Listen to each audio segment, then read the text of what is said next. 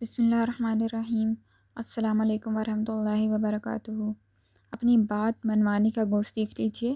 محترم حضرت حکیم صاحب، میں نے آپ کے درس اور عبقری رسالے میں سورہ کوثر کے بہت سے فضائل اور فوائد سنے ہیں۔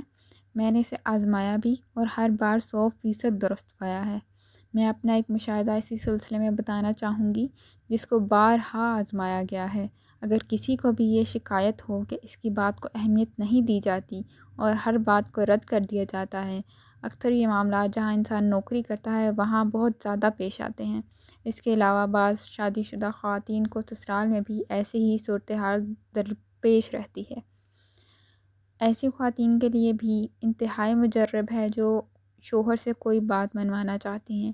میرا یہ آزمودہ عمل ہے کہ اگر کسی سے کوئی جائز حاجت منوانی ہو تو اس شخص کو 3 بار اول و آخر درود شریف پڑھ کر ہدیہ کر دے اور پھر اس سے اپنی بات عرض کر دے۔ وہ شخص کبھی بھی آپ کو رد نہ کر سکے گا۔ میں نے بہت لوگوں کو یہ روحانی نسخہ بتایا اور جن کو بھی بتایا انہیں بہت فائدہ ہوا۔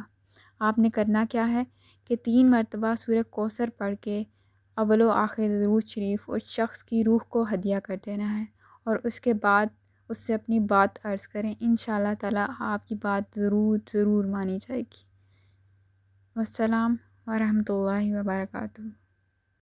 Recite Surah Kausar 3 times with Awwal wa Akhir Durood Sharif and send them as a gift to the person in front of you so that he can always accept whatever you will ask them for.